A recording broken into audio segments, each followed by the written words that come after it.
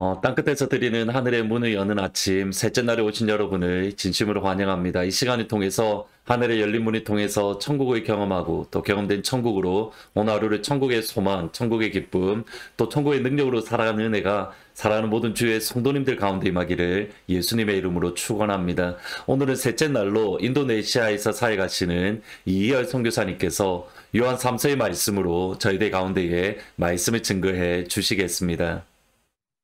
안녕하세요. 하트포드 제일 장로교회 성도 여러분. 복된 새해가 되시기 바랍니다. 저는 오늘 요한 3서 2절 말씀을 통해서 선교를 통한 사도적 축복이라는 제목으로 말씀을 나누려고 합니다. 새해가 되면 많은 사람들은 복받기를 향한 추구를 합니다. 한국에서는 정동진해라고 하는 곳에 해돋이를 보려고 많은 사람들이 모이기도 합니다. 또 어떤 사람은 토정비결을 보면서 축복을 추구하기도 하고 정한수를 떠놓고 천지신명께 복을 구하기도 합니다. 어떤 사람은 복이란 한문 글자를 뒤집어서 축복이 위로부터 쏟아지기를 소원하기도 합니다. 복을 추구하는 사람들의 두 가지 문제가 있습니다. 하나는 누가 복을 주는 분인가를 잘 알지 못한다는 것입니다. 그리고 또 하나는 어떻게 복을 받을 수 있을 것인가 하는 방법을 잘 알지 못한다고 하는 것입니다. 그러나 성경은 누가 복을 주는가를 명확하게 설명을 하고 있습니다.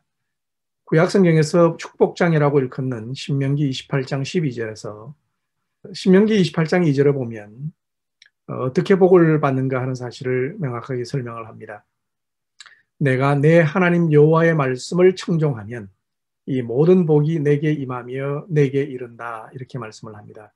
어떻게 복을 얻습니까? 하나님 여호와, 복을 주시는 그 근원자 되신 하나님의 말씀을 잘 듣고 행하면 그 모든 복이 너에게 위로부터 임하여서 너에게 오버테이크한다, 뒤에서 따라붙는다, 복이 너에게 철석철석 따라붙는 그런 역사가 나타날 것이다, 이렇게 말씀을 합니다.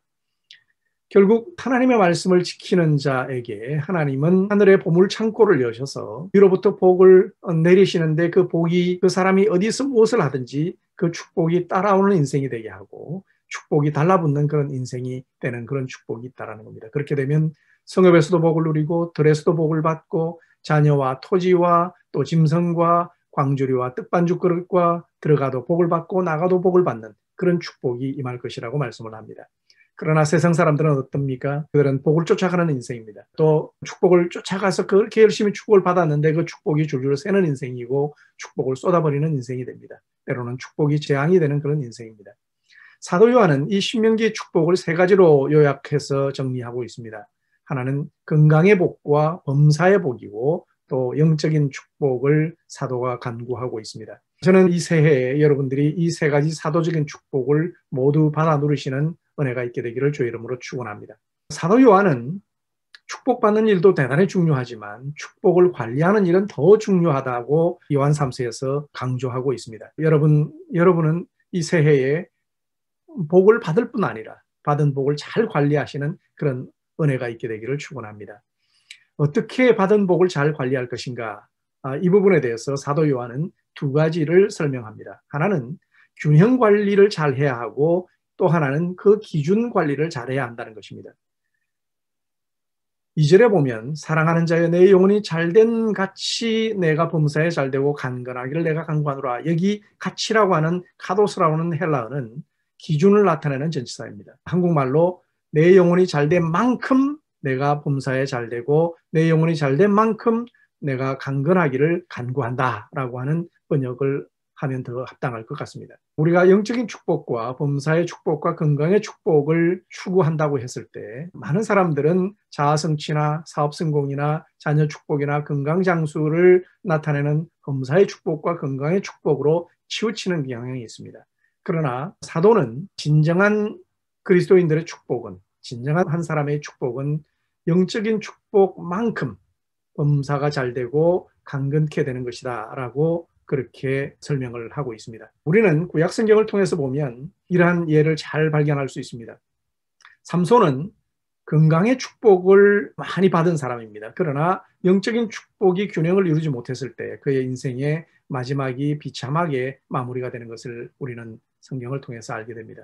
솔로몬은 초기에 영적인 그 축복과 함께 균형을 이룬 그런 지혜의 축복과 많은 세상적인 그런 재물의 축복도 얻었지만 나이가 들어가면서 노년의 영적인 축복과 이 범사의 축복이 균형을 이루지 못함으로 말미암아 그 자손 시대에 그 자식 때에 나라가 나눠질 것이라고 하는 그런 하나님으로부터의 심판을 받는 그런 인생이 되었습니다. 저는 저와 여러분들이 정말 우리의 삶 속에서 영적인 축복이 잘 된 만큼 범사가 잘 되고 강건케 되는 그런 축복의 은혜가 있게 되기를 주의 이름으로 축원합니다. 그런데 우리가 진정으로 축복을 받는 비결은 바로 이 기준이 되는 영적인 수준을 잘 높이는 그런 것이 방법이 중요하다는 겁니다. 영적인 수준을 잘 높이게 되면 영적인 수준이 높아가는 만큼 범사가 축복이 되고 또 강건케 되는 축복이 우리에게 흘러오게 되기 때문에 이 영적인 수준을 높이는 두 가지 방법이 도대체 무엇인가를 잘 이해하면 바로 우리가 하나님으로부터 진정으로 많은 축복을 누리게 되는 그런 은혜를 받게 되는 것입니다. 사도 요한은 오늘 요한 3서에서 두 가지를 설명합니다. 하나는 진리를 잘 행하고 말씀에 순종하는 것이 영적인 수준을 높이는 방법이다.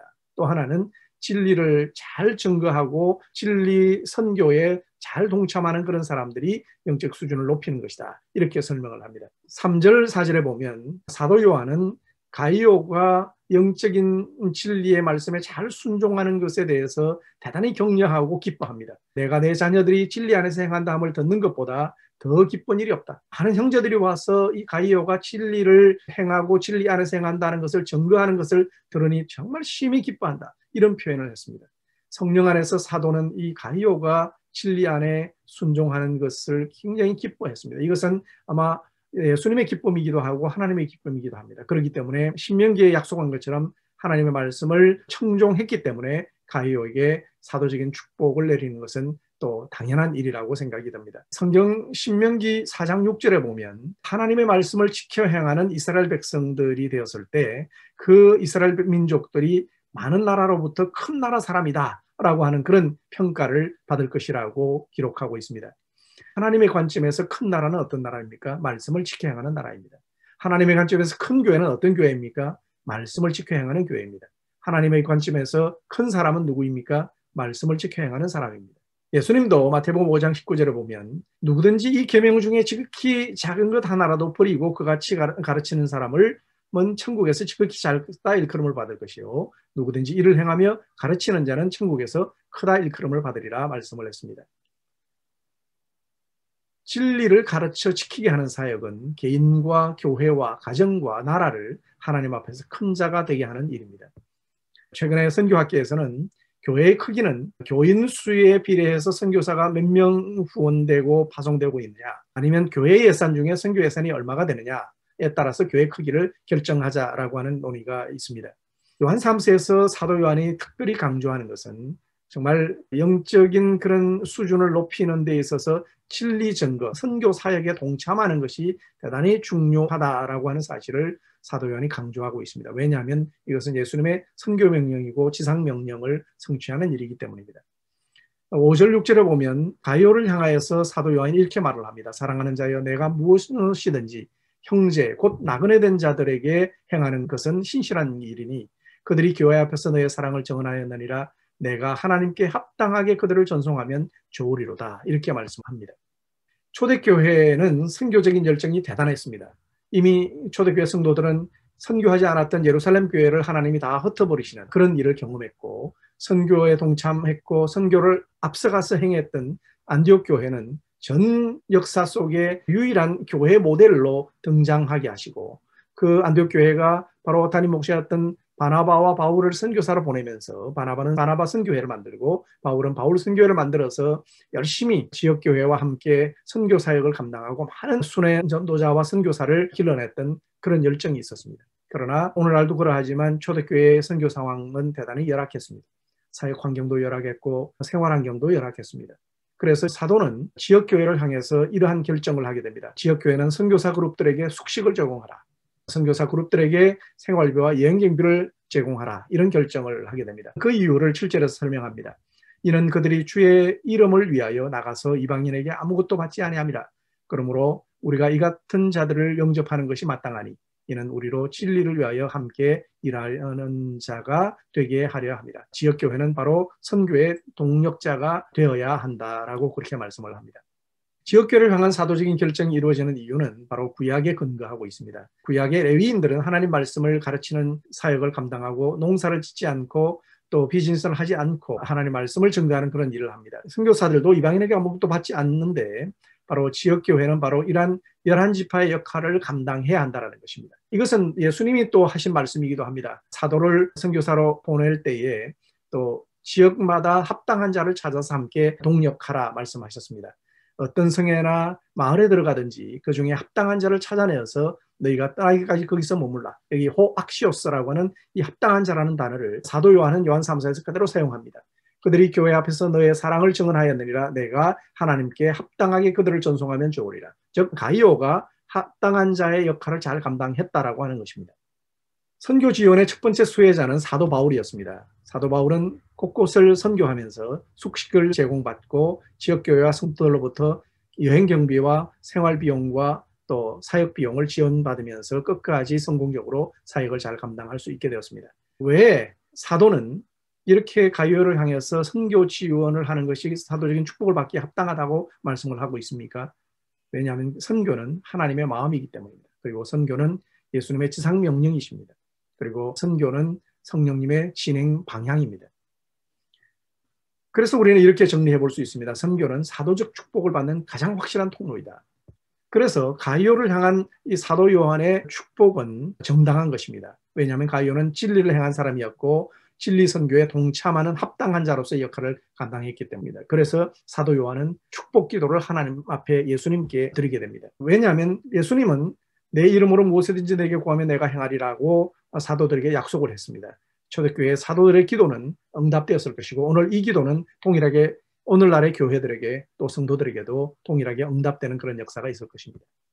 초대교회는 가이오와 같이 그렇게 사도적인 결정에 잘 순종한 사람들만 있던 것은 아니었습니다. 디오도베 같은 교회 지도자는 그 사도적인 결정을 받아들이지 않고 오히려 선교하는 그 형제들을 맞아들이지 않고 교회에서 내어쫓는 그런 일을 행했습니다. 그때 사도는 대단히 진노했고 사도 요한은 디오드레베를 향해서 사도적인 진노를 선언을 하게 됩니다. 초대교회에서 사도적인 진노는 대단히 위험합니다. 베드로 사도의 진노를 받았던 아나니아 삽비라는 즉시 죽임당하는 그런 위험을 당했습니다. 저는 2021년 새해에 하트포트 제일장로교회 성도들이 선교적인 그런 동참을 통해서 사도적인 축복을 누리시기를 바랍니다. 제가 선교사라서 말하는 것이 아니고 하나님의 말씀이 그렇게 말씀을 하기 때문에 그렇게 말씀을 합니다. 그래서 영혼이 잘된 만큼 여러분 모두가 범사가 잘되고 강건케 되는 그런 사도적인 축복을 받으시기를 주의 이름으로 축원합니다. 함께 기도하시겠습니다.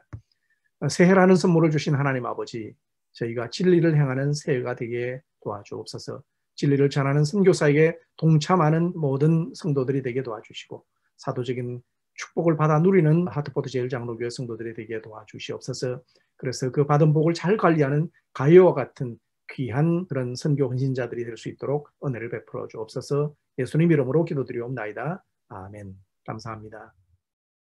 선교를 통한 사도적 축복이라는 귀한 말씀을 전해주신 선교사님께 진심으로 감사의 말씀을 드립니다. 오늘 기도하실 때에는 이열 선교사님 위해서 같이 기도해 주시되 특별히 건강을 위해서 꼭 같이 기도해 주시면 감사드리겠습니다. 수술하신 이후에 계속적으로 많이 좋아지시고 회복되셨지만 여전히 기도가 많이 필요한 가운데 있습니다. 또 특별히 올 6월 달에 지금 현재 고등 관할에 안식년으로 오실 예정 가운데에 계십니다. 모든 과정들이 순탄하게 또 은혜 안에서 이루어질 수 있도록 하나님 도와주십시오. 오늘 기도하실 때에는 이열 선교사님 위해서 기도해 주시기를 부탁을 드리겠습니다. 오늘 이 한 날도 사도적 축복을 넉넉하게 받는 그런 영광의 하루가 되시기를 예수님의 이름으로 축복합니다. 내가 얼마나 소중한 존재라는 걸 태초부터 지금까지 하나님의 사랑은 항상 날 향하고 있었다는 걸 고마워요. 그 사랑을 가르쳐준 당신께 주께서 허락하신 당신께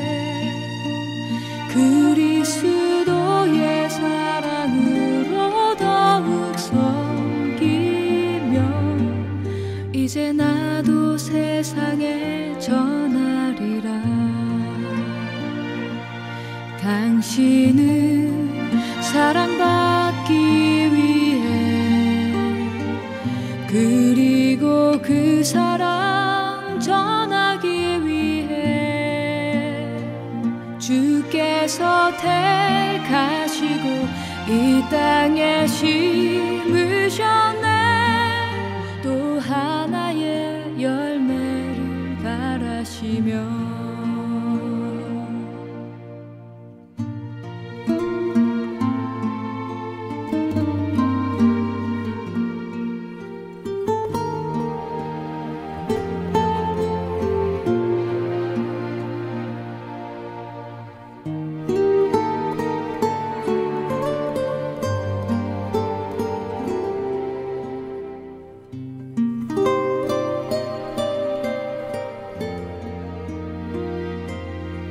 당신은 사랑받기 위해 그리고 그 사랑 전하기 위해 주께서 택하시고 이 땅에 심으셨네. 또 하나의 열매를 바라시며 당신은 사랑받기 위해 그리고 그 사랑 전하기 위해 주께서 택하시고 이 땅에 심으셨네. 또 하나의 열매를 바라시며 하나의 열매를 바라시며